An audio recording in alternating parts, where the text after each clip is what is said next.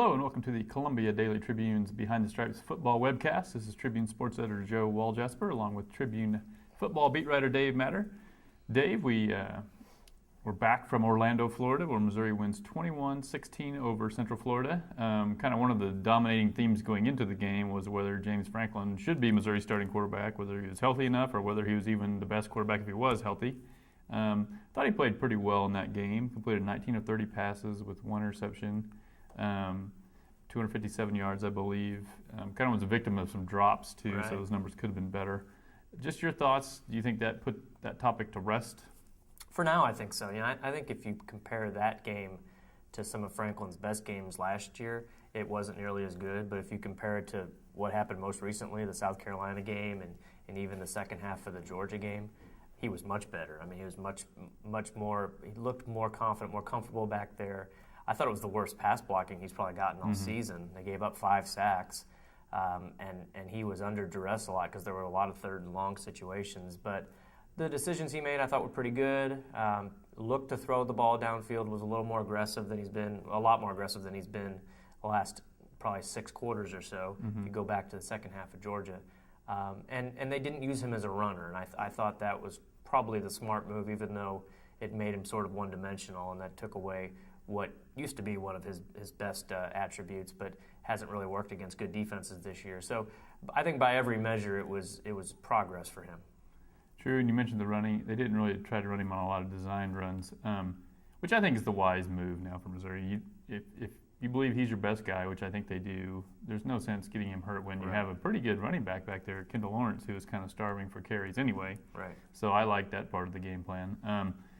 The only other thing I thought with Franklin was he seemed like he was a little more determined to go downfield, which I think even going back to scrimmages, he seemed a little hesitant to take many shots. And so I thought that was progress, that he was willing to give it a chance. I think even David Yost has kind of mentioned he's maybe a little bit cautious by nature. Right. And, even after some of those early drops, that didn't deter him from keep trying to feed those guys. And I thought the big 80-yarder to Dorial Green-Beckham, it was about a 25-yard throw, but he went the rest of the distance. I thought that was important for both of those guys. I think it was kind of a relief for Green-Beckham to finally get the big play out of the way, and then for Franklin to finally have some success throwing the ball downfield and end up being a touchdown. And it's just been a rough go for him since the last, when he threw the long pass to Washington against Georgia. I mean, that seemed like so long ago. He's struggled so much since then. So, yeah, I think he should feel pretty good coming out of that game. And the one interception, Pinkel has kind of made a point to say that it wasn't really his fault. It was down in the red zone, and I think he thought, and maybe tight end Eric Waters was supposed to do this, was supposed to kind of square off that, and he just kind of kept going straight, and so that was the interception that hurt them at the time, but then they bounced back with a punt return and ended up winning the game. But anyway, it was a kind of one of those wins that wasn't, there was still a lot wrong with it, but that was just a game they had to win if you're looking at another bowl season. So from that perspective, it was good. What didn't happen, though, was the offense just sort of sputtered, and they kind of won in spite of the offense. Throughout the season, Missouri's offense has been, I would say, with the exception of maybe the opener against Southeastern Louisiana, has kind of just moved fits and starts, if that. And not only have they not scored a lot of points, they've kind of put the defense in bad positions to give up the points they have given it. How correctable do you see these problems for Missouri's offense? Have you seen any progress as we move through the season? I thought they found an answer in the second half at Central Florida, and that was to give the ball to Kendall Lawrence a lot. And the first half, David Yost explained earlier this week that Central Florida was putting 6 guys in the box, and that is a formation or alignment that really dares Missouri to throw the ball, because it's hard out of Missouri's formations to block 6 when you've only got 5 offensive linemen, 5 blockers there on the way that they line up. So the solution, and he mentioned a couple different things they can consider doing. In the past, they would throw the ball more and get a defense out of that look. But the way Missouri's throwing the ball this year, it hasn't really been working as well when you do that all the time. So their solution was to bring in an extra blocker. They used Eric Waters, their tight end, and they just kept running the ball with Kendall Lawrence, and not with James Franklin, with Kendall Lawrence, designed runs for the tailback. And he ended up with 18 carries in the second half, went over 100 yards, had a couple long runs, and for that game, that was the solution. I thought it was pretty sound, maybe win against Missouri's tendencies on offense is to not run it that much. But it worked in that game, and it maybe gave them a solution down the road if they keep running into these issues and these kind of defensive philosophies that they're consistently seeing. Yeah, I think you kind of have to. That's good that they did that they did adjust at a half. My question would be, why is it taking that long to kind of figure out what seems fairly obvious, that when you have an offense that is really struggling, especially throwing the ball, and you've got a guy back there that's averaging 6.5 yards a carry, maybe you don't need to wait until the second half of the fifth game to realize you don't have to go. I mean, there's no rule in the NCAA rulebook that says you have to have an empty backfield. You can put a running back there if you want to. You can even put two back there. Right. You can attach a tight end if you want to.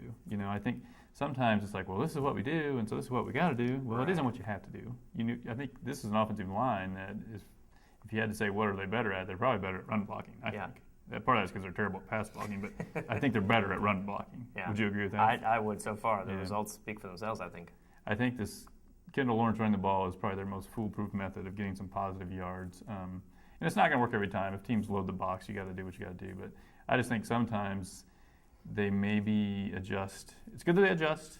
I'm not saying it's not, but maybe it's taking a wee bit longer, and it's stuff that, I think they do a good job on a lot of big picture things, but I think once in a while it would behoove Pinkel to maybe, he's on the headset to say, all right, we're now in the second quarter, our offense stinks, and Kendall Lawrence has touched the ball once. I think sometimes that reminder is needed before halftime. Sometimes it seems like, and they mentioned this, that they get the stats at halftime and they look at it, and it seems like it kind of dawns on them that, he's only touched it once. At least that's how they kind of explain it. I can't imagine that's the reality. I think they probably have a decent idea.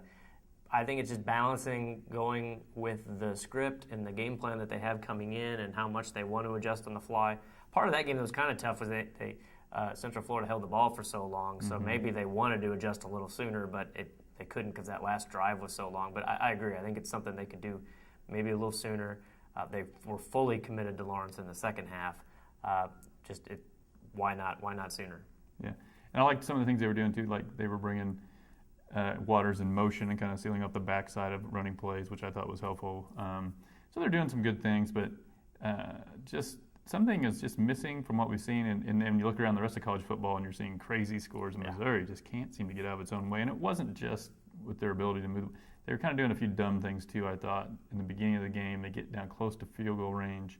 They get a delay of game penalty for no apparent reason. I mean, if you're a no-huddle team, what are you getting a delay of game penalty for? So that kind of pushes them back.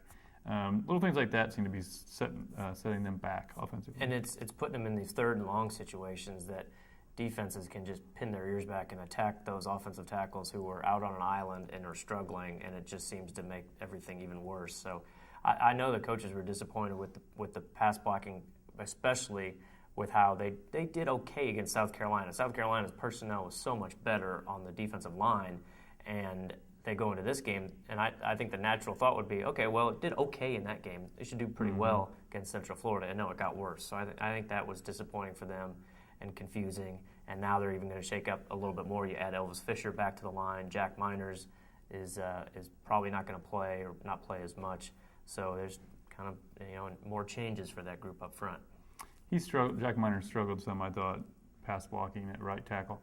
But the other thing that's been plaguing Missouri for quite a while now is the center snaps that are just erratic.